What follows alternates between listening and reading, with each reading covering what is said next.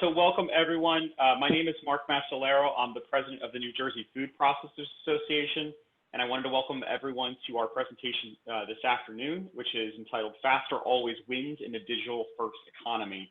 So for those of you who are new to our organization, the New Jersey Food Processors Association is a community of food and beverage companies, suppliers, and service organizations.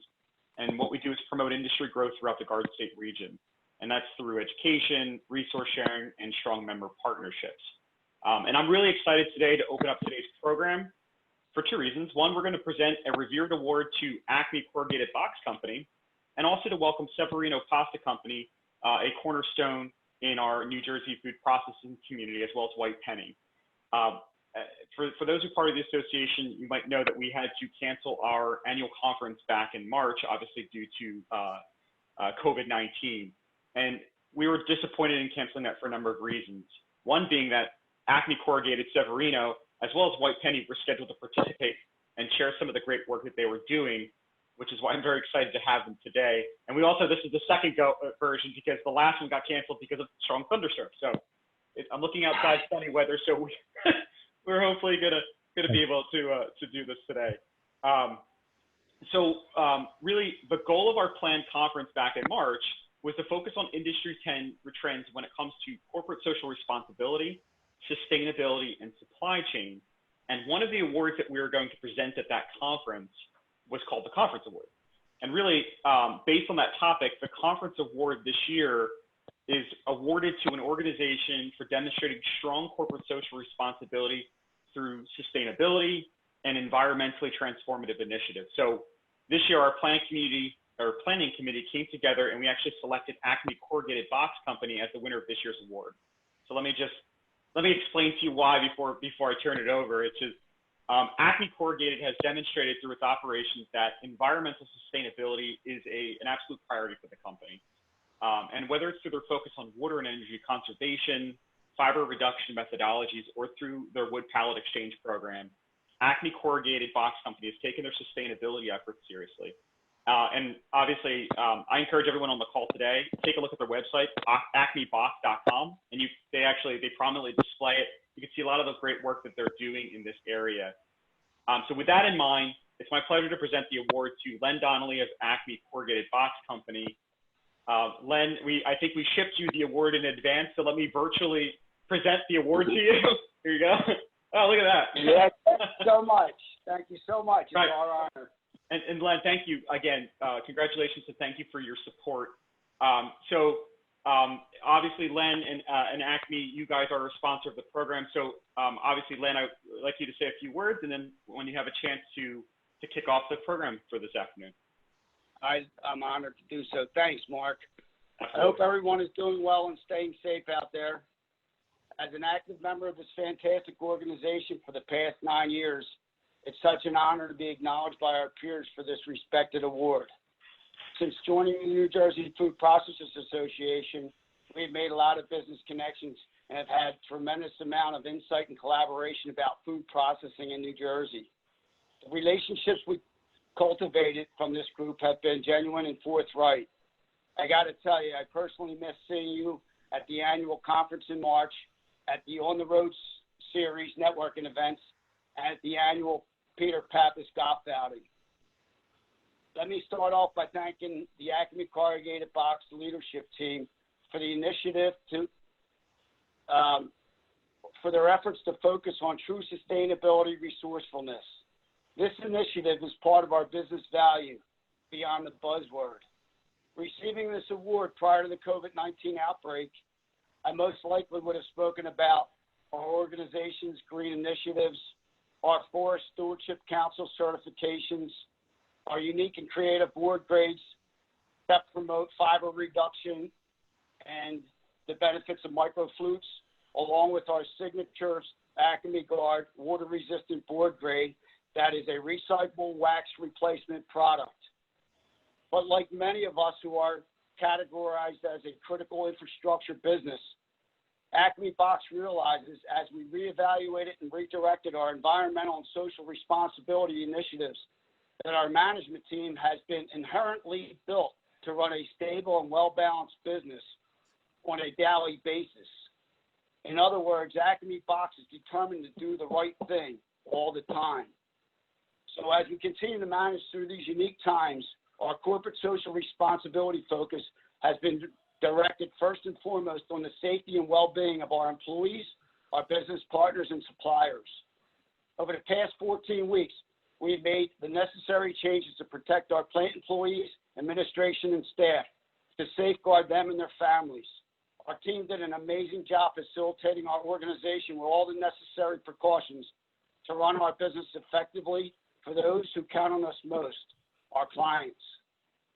On behalf of the entire Acme Corrugated Box family, I'd like to thank the members of the New Jersey Food Processors Association who have selected us as this year's recipient that demonstrates corporate social responsibility through sustainability and environmentally transformative initiatives. Thank you.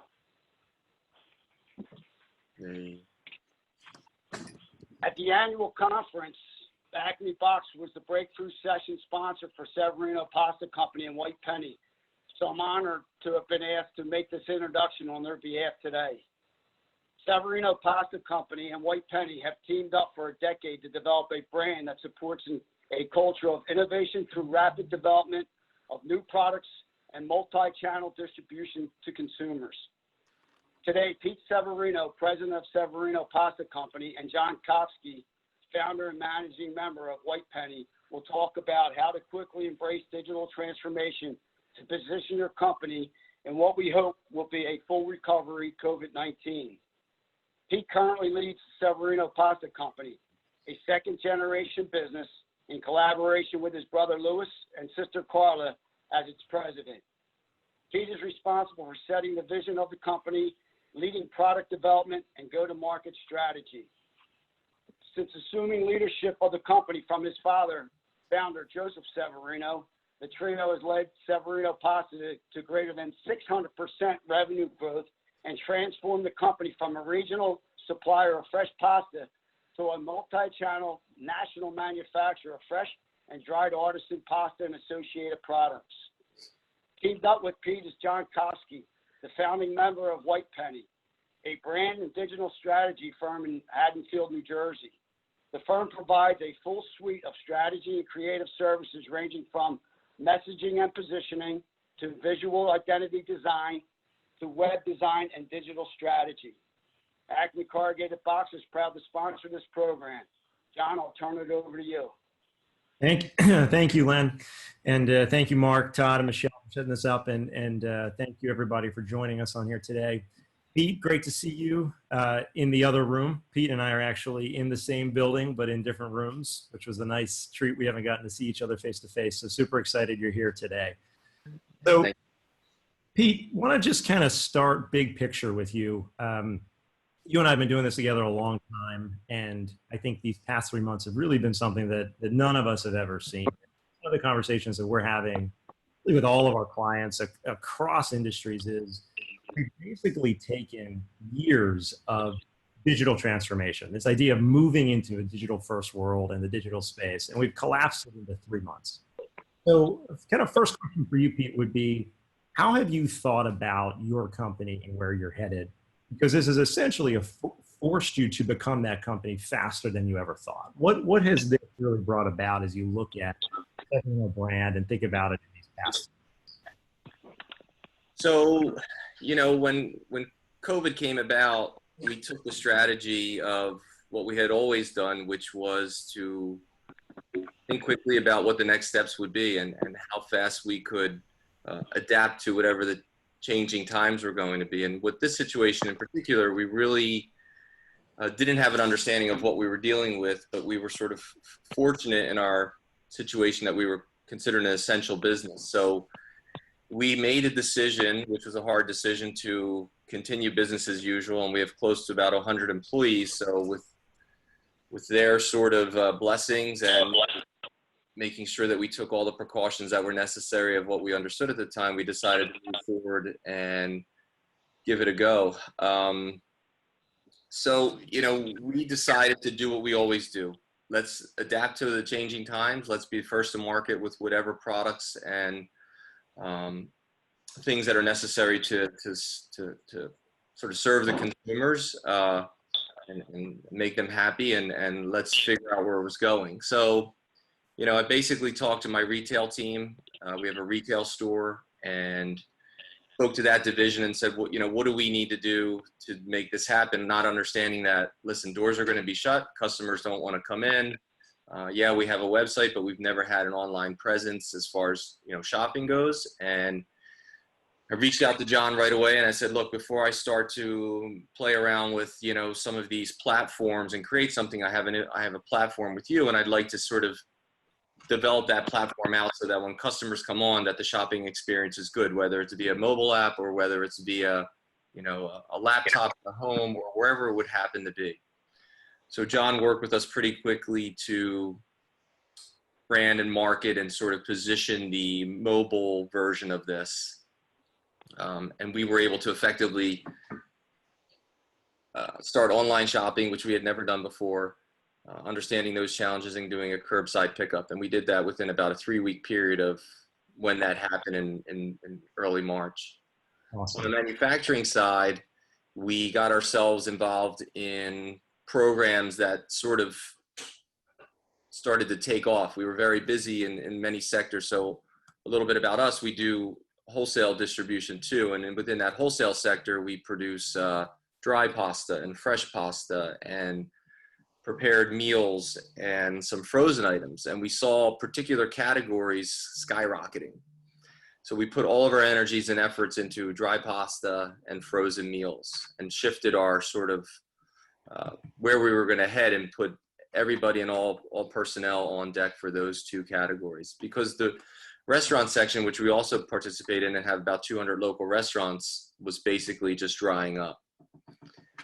So we just decided to take our wholesale business and our retail business, take a quick look at it, figure out what some of the moves were going to be, and position ourselves correctly with the proper marketing to let our customers know what we were doing and where we were going. And it kind of ties into what we were also doing on Instagram, which was, for us, our main vehicle for information for customers, and also gave them the picture of like, hey, this is what we're doing on the retail level and what you're able to do, and this is what we're doing on our wholesale level, and this is the products that you're going to find. So Pete, can you take us maybe back a little bit? So when we look at what happened in the past couple of months, especially digitally, the noise increased, right? Everyone saw this. It was constant overload in your inbox. Social media feeds were exploding. There was so much just traffic. And one of the things that we really saw emerge was strong, authentic storytelling. People that really had an understanding of narrative and who they are and how to cut through some of that noise were able to be really, really successful and kind of come out on top of that from a messaging standpoint. So can you just give us a little bit of the backstory for people that have joined us today on the Severino origin story? Talk to us about just kind of the backstory of the company, and maybe speak a little bit to this photo here that we have on screen, which I know when we started working together 15 years ago at this point, that really became the foundational element for the brand that you've built. Yeah, it was, I had been through many design teams. I graduated college in 1989. Our business was started in 1971 by my mom and dad, Joseph and Anna Maria Severino, basically with the idea to develop a retail store. They sort of learned this art of making pasta in Italy and said, we're going to go to the States and do a retail store like we see on every corner in every city throughout Italy. So my dad got here and unknowingly found out that the consumer in 1971 wasn't really familiar with a fresh pasta program. And that picture that you see there was the first Christmas on that left-hand corner, the right-hand corner up there, where they were manufacturing with, the 1 or 2 machines that they brought from Italy. And, we're waiting for customers to come in to buy, fresh raviolis. So, the first 3 to 5 years were very challenging for them as they developed this concept of retail driven pasta. So they found themselves with a surplus of, fresh pasta. And in Italy, consumers don't consume frozen pasta. So they were very unfamiliar with what to do with this product. But in the States, the frozen food channel was developing and it was very big. So my dad invested in a few freezers and started taking whatever was left over and freezing it, and then going out to some local restaurants, Penn Queen Diner, and a few of these the Grand Coach Saloon, I think it was called, and just went out to those local places and said, you know, look, I make this fresh product, but I have to freeze it, and I want an outlet for it. And most of these restaurants at the time were only producing dry pasta or using dry pasta, spaghetti, linguine, fettuccine, rigatoni, and it was all box kind of stuff. So my dad really was sort of one of the pioneers in the area here, along with a couple other local companies that were doing similar things. But he was actually physically getting out on the road, going into restaurants, and actually teaching the chefs with my mom on how to cook a fresh pasta program. So their business generated from this retail floundering business into a wholesale business, which sort of gave them some income to be able to sustain the retail business. And, you know, over the next 15 years, the business continued to grow on a retail and wholesale level equally. It was almost, it was actually more retail, 60-40 split. And then when I came out of school in '89, you know, we had built a new facility. It was more of a retail store. I started to think about the business and where we would want to go with it, and ideas of expanding it, and thinking of where I was going to find the volume. And the retail market for me was a small market. You know, it was never going to be driving, you know, any type of large numbers in sales. So, you know, like my father did, I started to go out and, you know, peddle the product, you know, door by door in the city in Philadelphia, and just kind of was authentic to my style. Like you see my dad in his apron. I mean, I went out to every restaurant, and I still do. And I literally have, you know, this outfit on and an apron, and I'll go knock on a back door and sort of relate to my customer when I go in and try to sell them, you know, fresh pasta. They look at me, you know, no offense, I'm not a suit coming in and trying to sell a product. I'm just, you know, a pasta maker. And I sort of embraced my artisanal history, right? You see this today a lot with people who are doing bread or pastries or, you know, restaurateurs. They're embracing sort of their history or their lineage. And I sort of always had that sense because that's where I came from, and I really didn't know anything else. So taking that to market and then developing this wholesale sector. So the whole time, you know, we were able to sort of understand retail and wholesale, you know, in two ways, which was really pivotal. So if my dad never decided to be this retail store, I wouldn't really have an understanding of retail. So I always went back to this family photo. I always went back to this picture and this image. And when I would go in, you know, I would always, before local and storytelling was a thing, like I just basically told my story. My mom and dad came from Italy in 1971, and we make fresh pasta, and, you know, we use, you know, all clean ingredients. And this was something that was, you know, interesting to local chefs. And also the thing was that I showed them that I was sort of small and I could do and make things that they were interested in. I didn't basically put my product line out there and say, this was it. I asked them, what would you like to see? And then would go back to the shop and get a lot of heat for trying to generate new products and things, as I would be in there making, you know, a new filling for ravioli, or putting lemon and parsley into, you know, some of the sheets of pasta.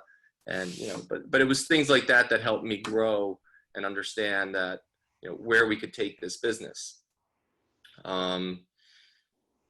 So this photo, Pete, became really the backbone of your brand, right? When I think of your company now, this is, if I close my eyes, this is what I picture. And you see laterally on everything, it's going to be the cornerstone of this company. And I struggled with this picture, John. And that's why, you know, when I finally came to you, like I had been through many designers, and that was very challenging. My dad didn't want to spend money on marketing. He did not want to spend money on anything. And I had this photo, and every marketing company that I went to wanted to create these images of this woman in a cantina somewhere out in a field picking wheat and kind of doing all this stuff, which you would see like on all of these pasta boxes and things like that. And I said, boy, that really doesn't speak to my brand or who we are, or, you know, this countryside picture of what was. And I said, my family photo speaks to who we are and what we do. And, you know, I was told by many people that like using your parents as your marketing piece is really not like a thing to do. We don't put a lot of photos on pictures. And this was, you know, late 80s, early 90s, that people were telling me that, you know, pictures don't sell food. Like you can't do that.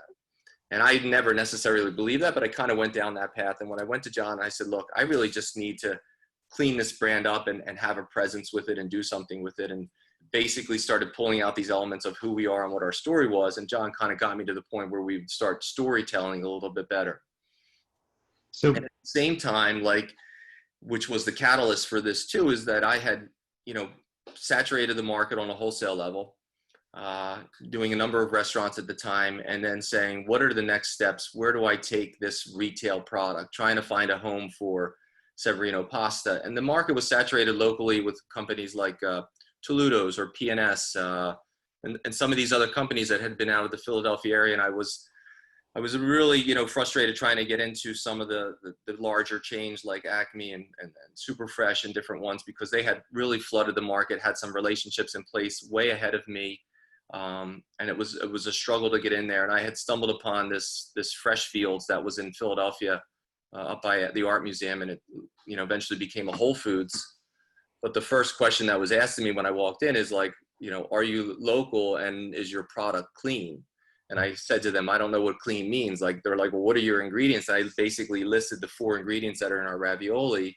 And they're like, yeah, that's clean. And so I had found this other partner on the other side that was interested in a story as well as a product. And I said, geez, I've been honing myself since, the 6th grade to be telling this story. And now I have a platform to go and tell my story, bring the marketing in, and be able to do something. And I think that's where Jon and I connected, and we're able to sort of make that a reality. And Pete, how does this photo, as you think about now, fast forward, you and I are 16 years later in this, how does this photo let you kind of move around quickly? How do you adapt? How does this take people from the narrative storytelling base to then what you can do with this? What does this let you do in the market that you have this understanding of the brand? Yeah, I think, most of my packages, I would say still 75 to 80% of my packaging has a version of this photo on it. So it still goes back to the history of it. But it allows me to keep the brand authentic in a sense, like not to commercialize, who we are. And for me, it's something that keeps me rooted every day that I look at that picture on all of my packaging. Like, it makes me understand who I am. And I think it does the same thing for our consumers, where I can still be a national brand, but I can come back to this photo and continue to sell the story in a really relevant and, nice kind of way. So, excuse me, in the past months, you mentioned this earlier about kind of the pivot that you had to take online. You've had a brand for a long time. E-commerce was not a part of that model, and suddenly everything changed overnight. And I think what was so impressive from our seat was, these building an online presence, building an e-commerce engine, this is a months long, this is 3, 6, 9 months to do. You essentially took 3 months and collapsed it down into 3 days, right? You were like, we have to roll this out. There's demand. We have to meet the market where it is. How did you do it? How were you able to do that? And what can you share with people that are listening who, sometimes I think see a lot of barriers in the digital space? I want to do that, but it costs too much. It takes too long. I can't get there. You basically said, look, we're going to knock everything down. We're going to figure out how to get this up quickly. I have to get it up by next week. How were you built to be able to do that? Yeah, again, I talked to my team at the store and just try to understand, what are our next steps going to be? Like, if I do something online, I want to do it in a nice kind of way. I don't just want to slap something up there. So once we agreed that we would try to do some type of online shopping application, we never really had the platform for it. But when we had designed our website, we had always designed it with an intention to have some type of e-commerce in place, but we weren't quite ready for it. So even when this came about, like, hey, Jon, we really don't have e-commerce in place, but I do stuff with, who was the company that we work with? Square. So we did stuff with Square. I had done like local farmers market and things like that. Or if my system would go down, I would go to Square. So I've reviewed Square's platform. We kind of understood it and liked it. And I said, let's build this out, but I want to build it out so it looks nice. I want to make it mobile friendly. Like, let's do the things because consumers are going to be in my parking lot, and I need to make sure that they can view this in a correct kind of way. They can order, and it's streamlined. So we took the Square platform and we took sort of your applications to kind of make it look nice. And we were able to bundle it together very, very quickly and get it up there. And again, we had invested a few years back in some nice family photos, some nice high res photos that allow for these things to come up and be relevant. And, again, we took some time out early on to capture our history or our lineage, whether it was through pictures in the shop or a particular meal that we would make, or the hands of my parents or my brother and I on a machine. Like, we would sort of invest in those, and then they became part of the cornerstone of our online shopping, which we didn't invest a whole lot to get there, but it was able to make it look somewhat professional. And we were very successful with the online shopping right away on a retail level. What do you think the future is of this for you, Pete? Do you think you keep this platform, you expand it? Did this open up a door where you say? Yeah, the challenge with the online for us became, and I spoke to a lot of retailers that were on my avenue, was labor. Like, it almost felt like it took more time and energy to process the order, to bring the order up front, to go around and pick the order, to package it, to put it out, to understand what time it had to be out. So it became a full-time job. You know, fortunately that our doors were closed and we were able to just focus on the online presence. So now my doors are open and I have online. So now we're faced with that challenge of how are we going to do both with our current staff, you know, up front, and how do we manage it? Yeah. So I think that's something that we're going to be faced with. And my goal was, and I said to everyone, look, I want people back in my store. I want to feel that. I would like the online presence, and I think that there's going to be something for that. And I think that we'll get together in the next 3 to 6 months and build something out at an even better level that we can help to understand the logistics of when orders come in, how we process them, what the pickup time is, versus this flood of information that comes in and you're spending your whole day just trying to organize it. That's right. So I do see it to be a part of what we're going to do and where we're going to go. And I think customers are appreciating it. I think we went back to almost 70-30. Now we have 70% of the people coming in the store and 30% are still shopping online. I could easily bump that up, but I've been promoting ourselves as like, come back to the store, come on in, that kind of stuff. If I said to them, hey, here's our online platform, and we started to advertise it a little bit, I think we would start to see that move up as well. I think you're right. And, you know, it's one thing when you take an existing 100% and just say, we're going to divvy it up differently because we have online. I think the challenge that people find with online is now you have a whole new base that maybe wasn't even coming in. So to your point, it's a whole new business model. It's a whole new part of your business that then you have to manage. So I think that's right. It's how do you now optimize it? You did it, you launched it. Now you have to look at it and say, how does it fit into the bigger picture? Yeah, So, it almost feels like you need another team to operate the online because, you know, we can be successful at it. I just need to have a good amount of people around it to help manage it. yep. So staying on in the digital space, the conversation around social, I mean, it's been happening for years. And I think one of the things that we tend to talk to our clients about is this isn't a check the box exercise. You know, people think of social a lot in just in posts. Well, I posted once today, I post twice tomorrow. I just get on a schedule and I'm communicating.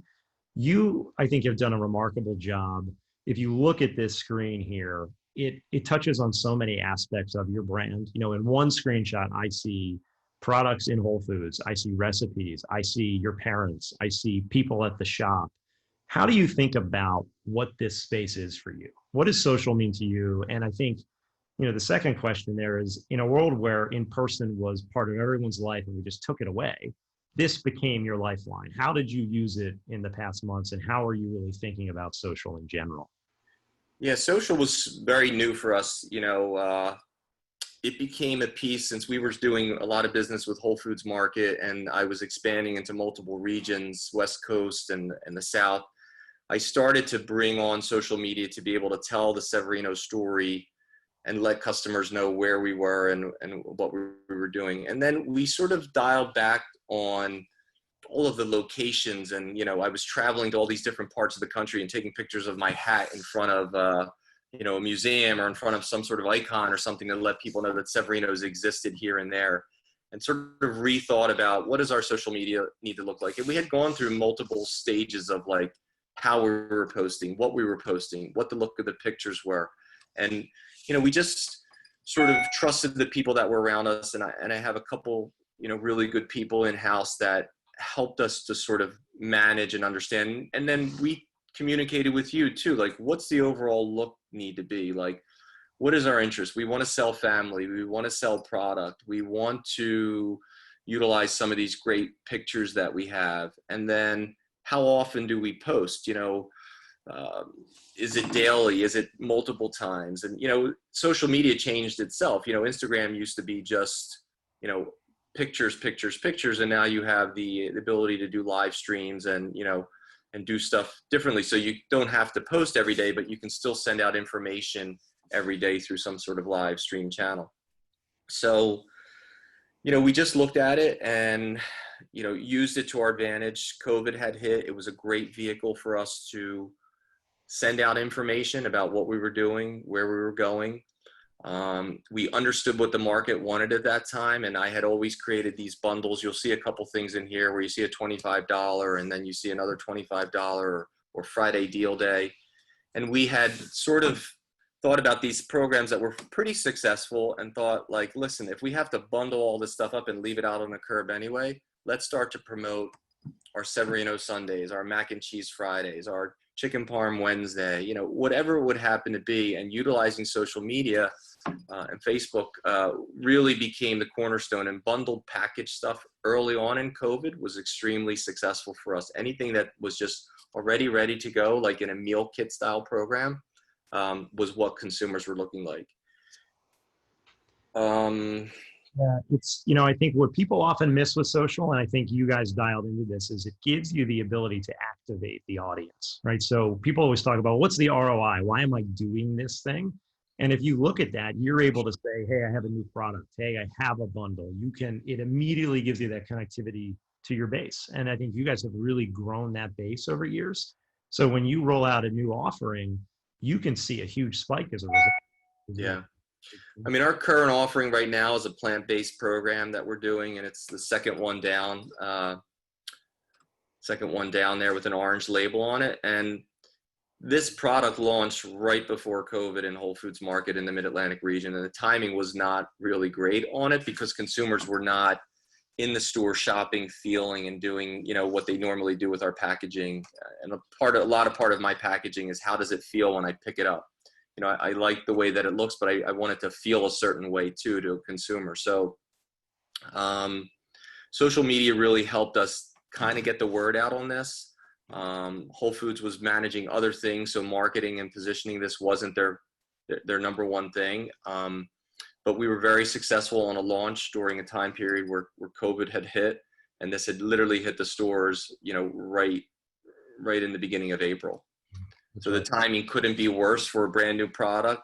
But on the other side of it, this was a prepared meal product, which consumers were looking for. And we had already seen a spike in our industry with prepared food meals. And we took advantage of social media to be like, here's our new product, here's our launch. We had 7 different SKUs. So every day was a focus on each one of the SKUs over a 7-day period. So we really sort of got them familiar with the program via social media. Yeah, I think, Pete, of all of the products that we've worked on together, this is probably one of my favorite projects because of that speed aspect. This went from early napkin conversation, right? I have years of, you send me a screenshot of an idea. You have a picture of something or an idea for something. It's literally jotted down on a piece of paper. From that, like, text to final product was the fastest I've ever seen. Can you walk us through a little bit what this looked like? How did you do that? How did you get from inception, R&D to roll out? And what have you learned about your ability to kind of streamline that process and get something like this first to market? Yeah. I mean, I keep going back to, when I was in high school, in a sense where we had, courses like electric shop and wood shop, and I had graphic arts and printing, right?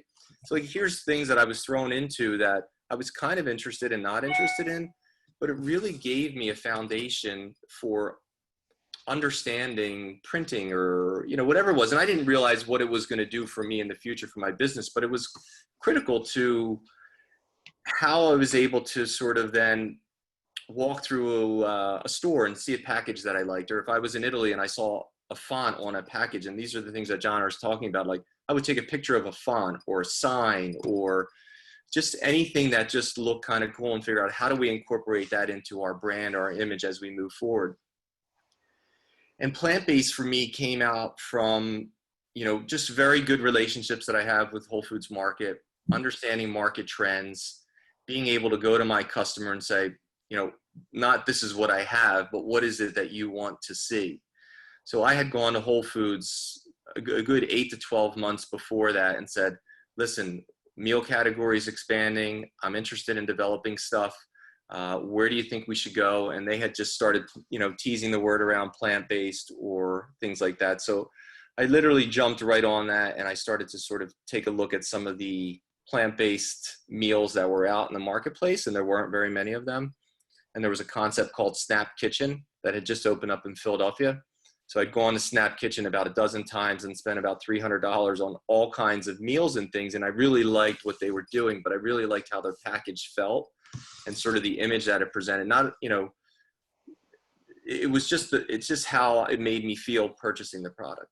So I said to Jon, like, I'm interested in developing a plant-based meal line. I think I want to do, 7 to 8 SKUs, which is very cumbersome. I mean, everybody, a lot of people here know if you're developing 3 of anything, it's a lot of moving pieces. We had developed 7 different SKUs to launch the program, and just R&D'd it very quickly. I made it my priority to go in and develop very simple, clean programs, bring them to Whole Foods, test them quickly, and then go to market quickly. But again, always with my customers' feedback so that there was a buy-in there from the customer. So when you go into a market like Whole Foods, or if it's Acme or anything, and you have the ability to do it, I want them to own the product, right? I want them to be a part of what it is that I'm making, because now we're both on the hook for what we've done. We've tasted it together. We've sampled it together. We've approved labels together. Now we're in this together, and we want to make this a successful venture. So how much do you give them in that process then? They're actually tasting early recipes? Are you going in with them saying, here's the prototype of what I have? Yeah, for sure. I mean, we did that right away. I just sat down one day, I think it was over the course of a week, and just tried to think of what ingredients do I currently have in house? What sauces am I making? What pastas do I have in my availability? I went out to a few stores and saw what was trending as far as ingredients on olive bars and different things that were plant-based, and figured, how do I pull all these pieces together and then create a line of meals that would be interesting for Whole Foods to do? And then took some of their feedback as far as, what it was, don't just do pesto, do a mixed herb pesto. Don't just do, a ragu sauce. Let's, add some heat to that. So we really just sort of took their lead and, collaborated on the whole thing. You mentioned which show did you go to where you were first kind of kicking around the plant-based idea? Yeah, so there's a show out on the West Coast, Expo, the Natural Expo food show that's on the West Coast. And I had never gone, and I said, let me kind of go out there. And boy, this is $1 billion industry that I really had no real knowledge of. But the players that were out there were extremely large, and big companies like Cliff Bar, and just like all of these companies that were doing much bigger shows and displays than I had ever seen at Fancy Food. So Fancy Food, I'd always gone to and seen that. But when I went to the Natural Food Expo, these companies were very cool. They were hip. They were displayed up. They were marketing like crazy. I was like, yeah, this is a whole program that I have to get involved in. And then while I was there, I was just tapping into some ingredient suppliers. Everybody wanted to sell a retail item. And I went up to all the people that were selling their retail. And I said, can I purchase that item in bulk? Can I purchase that item in bulk? Do you have this, chorizo style product in bulk? And started building those relationships and understanding how I could bring the pieces together to make a program come. Do you think there's still growth in this area? I think it's a huge growth, yeah. And I see myself expanding into this area. This is a line of fresh meals. I see myself doing something very similar with this in a frozen line. And I feel like elements of this will live into some of my fresh and stuffed pasta programs too. Pete, you touch on that. That's one of the things that I think has always served your brand so well, is that you're distributed, and you were first to a lot of these. I think, our early Whole Foods conversations with you were years ago, before this was like a thing people were doing. You were forging that relationship. You have Blue Apron, you have the restaurant line, you have the shop. How do you think about the different aspects of the brand, and how have they served you when we look at the past months? As you said, even early on, kind of had to go all in on one bucket here, or maybe throttle down in another. How do you think about your brand when it really is so many discrete companies all bundled together under the Severino brand? Yeah, I mean, part of our success was that we are so diversified, right? And we just did not focus on one channel. And I kind of attribute my parents to that in a sense where, hey, we were a retail store. Now we're a wholesale, now we're wholesale. And I took those two elements, wholesale and retail, and I started to apply them to the business in a bigger way. Okay, so if we're retail, what else can we do at a retail level? Well, we can do community events. We can do bundled packages. We can do farmers markets. We can do different things and take the retail sector on its own and build that channel out in many different ways, utilizing all the things that we had at our disposal. And when it came to wholesale, initially it was about restaurants. Okay, what do the restaurants want? How can we build that out? What do they want? Not these are the products that I have, but what is it that they're interested in seeing? And then taking that to a larger level and selling those products bulk to distributors who then would do the work for me to go out on the road and sell the products in bulk lots outside of the region. And then the channel of, meeting Whole Foods. And if you see that bottom picture, my store had been sort of not quite merchandised like that. But when I had walked into a Whole Foods, and I'd walked into many of the markets trying to understand where can my product live in the store, going through each department. I'm going to go through grocery, I'm going through frozen, I'm going through things like where do I fit? So when I initially had walked into Whole Foods, I went into the specialty department and they had a frozen pasta set built in the case. And I said, well, I could fit here. I could fit with frozen raviolis and frozen manicottis. And they gave me an opportunity to sell the product in frozen there, demoing for 3 to 6 months straight up every Saturday, every Sunday, and just promoting the product. And then as I looked in that store and understood this relationship that I really liked, I said, well, where else in the store can I sell? And I walked over to prepared foods and said, look, all these products I have, now they're available in bulk for you. Do you want them in bulk? Because they were already utilizing things like that. So I sort of activated that channel. And then I walked to the frozen grocery department. What is it that you need frozen? You don't need frozen pasta. You need frozen meals, and communicated with them again, like, what are the things that you need to see, or where do I see myself creating a niche for my brand or my product line? And what was I capable of producing? So within, one store, I was able to develop multiple channels of distribution with different product lines. So if you go to grocery, frozen, dry, prepared foods, you would start finding Severinos all throughout the store. So that's continued to be part of the success of our brand, whether I'm dealing with Whole Foods or other markets. Like, where else do I fit in your store? What else can I do for you? And I know, Pete, from our side too, it's even opened up the opportunity to vary the brands, right? We think about all of those. They're all different lines. So that we get some freedom with them. You see those plant-based, those look unlike anything you had ever done before, but they still work because they're that specific line meant for a very specific part of the store. I think that's been an interesting strategy. Where's the future? If you look at the past couple of months, you learned a lot, you went to the online. Where is your head in as you think about the channels? What are you tracking toward?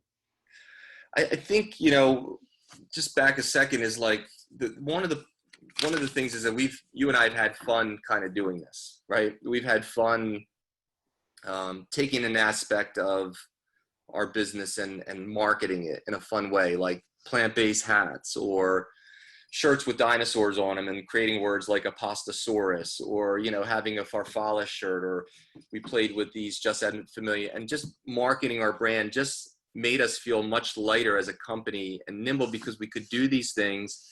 We could go to market with them and just show a different look. And that's been, that's been great for me as far as where do I go with the brand and what I can do. And second, John, is that I was able to trust you guys as a company, right? Because I could never trust my designers before. And that one of the key things here is, like, I'll come to you with an idea and we literally have 1 or 2 go arounds and we're done. And like, I don't think that happens too often. And it's just a good energy that we have. And I trust you with my brand. And I think part of it's like that. I don't question it too much. We tweak a thing here and there, but for the most part, again, we're very quick to market because we're not spending a lot of time and energy in our marketing, because I trust what you're going to do with our brand. And that relationship's been critical to this growth, to this speed, and how we've been able to do stuff. Well, I appreciate that, Pete. So, I mean, moving forward, it's just, trying to understand coming out of this COVID and what the markets look like. And if we find ourselves with concept and venues on a retail level, which are, again, bundled items, packages and meals and things like that, then I'm going to put my energy towards that. I think the next 3 months are really going to be interesting to see how do food stores open back up. What does it look like to get in that food store, and what's that shopping experience like? And if I'm creating, my pizza kits or my pasta kits to go, like, I'm going to do something that's going to create a product that's just going to be an easy grab for customers and have them walk out the door. And I think, the channels for me that are going to continue to be successful are the dry pasta sector. Part of my brand was this family brand, but we're also a comfort food, right? People come back to pasta, milk, bread, eggs. Like when all this hit, all of those things were getting wiped out, and we had a very difficult time keeping up. Things have leveled off now a little bit, and we've got back to a little bit of normalcy. But again, just focusing on my brand, not chasing, too many crazy trends and gluten-frees and all these things, but just focusing on my brand, making it feel like comfort food, and seeing what the next 3 months has to hold. I think from that point on that we will go back to some business as usual as far as developing product lines, reviewing what we have in stores, what we want to lose, and then where we want to sort of continue to grow the market. Yeah, you said make it easy for your customers. I mean, I think that the word that we talk about as we talk about the digital transformation idea, digital space, is friction. The whole idea is, how do I decrease friction at these different touch points? So you're basically saying people need something, they want it to be easy, they need to order it easily, you need to bundle it in an easy way, they need to pick it up in an easy fashion. How do you make the work for them minimal? Like, that's the whole job. And I think everything you do is always aimed at that. You're always trying to say, I want a better experience, a better brand experience, a better consumer experience at all those touch points. So I think that's right on. So just a couple, just 5 quick takeaways that we just say to everybody that's listening. I'd love to get some questions. I'm sure people on board here will just have questions for you as you think about the brand and the story. So the first one would be this idea of refining your core narrative. People buy products, but they support brands. We can't stress this enough. Amidst, and I mentioned earlier about the kind of increase in noise and traffic that everybody dealt with, those people who understood who they were and understood a singular message can cut through that were really, really successful. It's a really important time to look at your brand and say, what are we about? And is that thing that we're about and that we would articulate clear to my end consumer? Would they say the same thing? And if not, there's a gap between those two. And how do you close that gap? How do you make sure that what they say about you is what you would also say about yourself? The second one is that the times of crisis can force innovation. So I think what we saw with our own company, with partners of ours, is this really pushed some very interesting things. I mean it, Pete, that idea that you took a 3-month e-commerce build and said, I need to do it in 3 days. How do you take those lessons and make those part of how you operate as a company moving forward? If we are in an increasingly digital-driven world, things have to happen faster. How do you cut down those barriers? How do you do things more quickly? The third one is that these platforms are no longer just nice to have. So we talked about social. You have to think about all of these: your email, your website, your social media platform. They're all part of this brand story, and they can't be siloed as they were before. You can't say, well, this is retail, this is point of sale, and then this is this digital stuff. They're all one and the same. They all need to speak the same story. And how do you get them all to connect and kind of use them as part of that broader marketing engine? Fast, and everything was already fast and it just became faster. So I think this idea of saying, look at your processes, look at opportunities to expedite. Pete, when you talk about plant-based, you were able to say, I can get something from concept to the R&D, developing the product, to the labeling, to into Whole Foods with prototypes in weeks, not even months, in weeks. How do you do that? And how can people kind of look at their own process and say, where can I knock down some of these walls? Can I shave 2 weeks here? Is there an opportunity to do this better? And the last one would be this idea, as you wrapped talking about the channels, distribute your brand across channels. I think what was really scary about the past few months for so many businesses was you got hit even if you had a really strong business model. You could have been well positioned doing everything right, and it just came right for you. So the people that were more distributed from a business model standpoint were really able to cut through this. So I think you've been a testament to that. You're in so many channels that you could say, you know what, I can afford for my restaurant business to get hurt for a little bit because I can go really heavy into this other channel. So how to think about really distributing these businesses and these brands across. So Pete, I thank you. It's awesome to be able to talk with you today. And we'd love to open it up to the group for anybody who has questions. I'm sure, Pete is a wealth of knowledge. So anything that you'd like to ask, we'd be happy to answer. Yeah, so let me just jump in real quick. Thank you, Peter and Jon, for sharing that. And I just want to let you know I made a big mistake by not eating lunch today. Because I am now starving after watching this entire presentation, and we'll be getting some fresh ravioli tonight. I can tell you that. So with that said, two ways to ask questions. I had a couple that actually came in, but please use either the chat feature or the Q&A feature to ask any questions you have. I think you have about 9 minutes. So I will start things off by asking a question that came in. So Peter, you talked a lot about the switch to digital marketing, and Jon, you can answer this as well. Are there any specific metrics that you're using or paying attention to in order to determine what is working and what isn't working when it comes to digital marketing?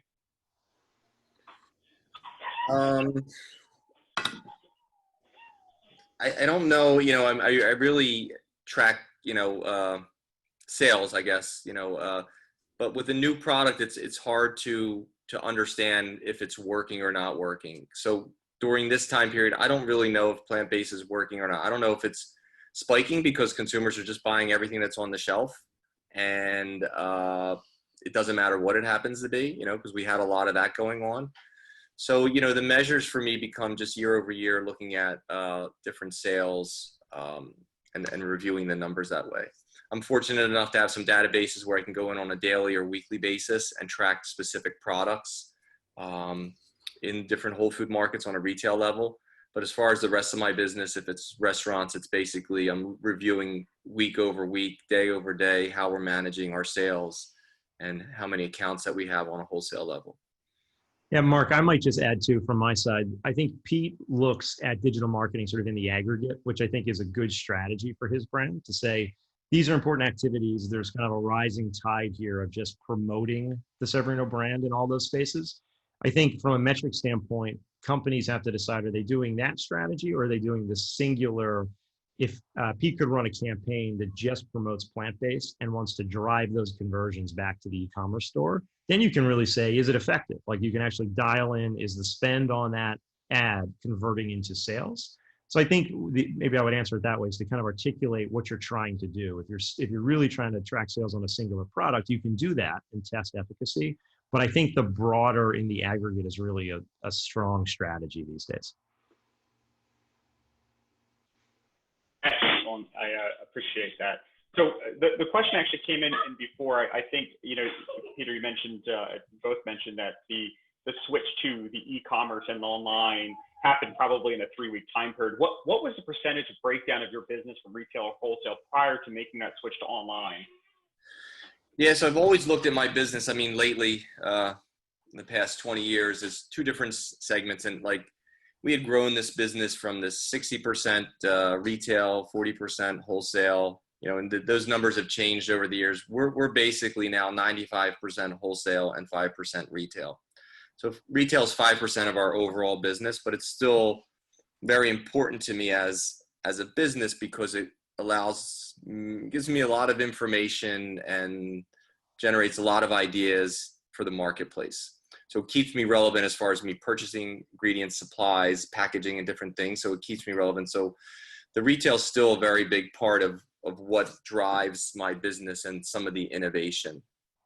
I don't know if that answered your question. So yeah, it's 5% of the overall business, but it's still very important to what we do. That makes sense.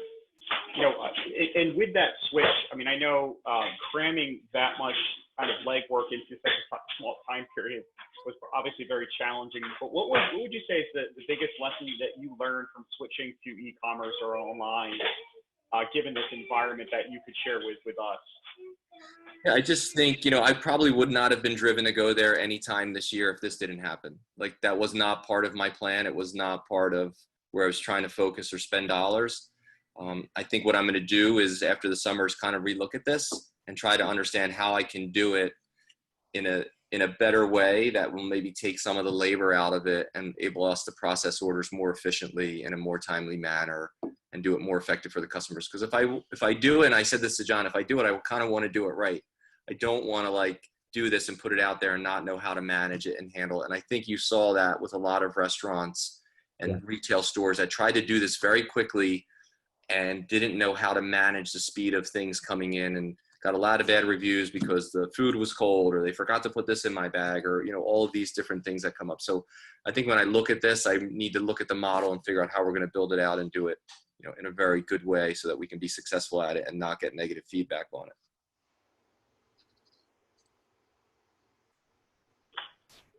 Excellent. From an overall, as a business leader in the food industry, what has resonated with you the most in terms of lessons learned from this whole COVID scenario? I know you mentioned a couple different things in the key takeaways. Was there anything, what resonated with you the most, and think that, how you changed your business and may reshape or completely change how you continue to do your business post-COVID? Yeah, I think, what didn't change for me, which was part of our success, was that we were always very nimble and able to adapt to whatever situation was coming our way. And we were always very focused on being first to market with a lot of, whether it's a product or an innovation or in COVID, a bundled deal or whatever it is. So, what's changed for me is nothing, in a sense where the lessons learned that I have as far as how quickly I can go to market with product, how quickly I can change gears, become part of our success in the future. And now I understand, when I'm driving a company and I'm changing so quickly, that this is part of the reason why I was able to sort of just transition through this without a lot of issues. The other thing in here is just having a better understanding of our employees and managing their health when they come into work. Like, this is one of the great lessons learned, I think, for all of us, is how do we move forward with this and make sure that our employees are always safe and healthy, and that they're keeping the other people around them, safe and healthy. And I think those are some of the things that won't go away as far as businesses are concerned. Like, how do you manage your employee base when they come through the door, and, making sure that you're keeping a strong workforce that's healthy and, not getting anybody sick in the work zones. And Pete, you kept that nimble nature. I mean, I can't speak enough to that too, that over the years, so you take, again, 15, 16 years, you still operate that way, except you now have a massive global enterprise. And I really, when we talk about brands and talk about culture, you've really kept that in place. And I think that's such an important thread for people to think about, that if you can grow and you can layer in so many barriers and slow yourself down, you've sort of always kept yourself wired like you were at the beginning, like wearing your apron, learning from your going into stores, like that's always in your DNA, and it shows in your ability to be fast now. Also what you do, you enjoy what you do. I enjoy my work. I enjoy going there every day. That's something that's critical to our success as a family business, is that we like what we do. We enjoy it. We're passionate about food. It's something that we want to do. I research food. I look up food. Food is on my Instagram, everything that I do is about what I do. So my hobby is food. My hobby is cooking, so I kind of live and breathe what I work a little bit, but in a way that I enjoy it. It makes me happy. Awesome. I could see the passion in the way you presented throughout it. It's not just a business. It's a way of life. And it's very important to you. So, I just wanted to thank you. I know we're almost at time. Peter, John, I just want to thank you for kind of sharing with this. It's been very enlightening to me, and I think a lot of the members on the call today.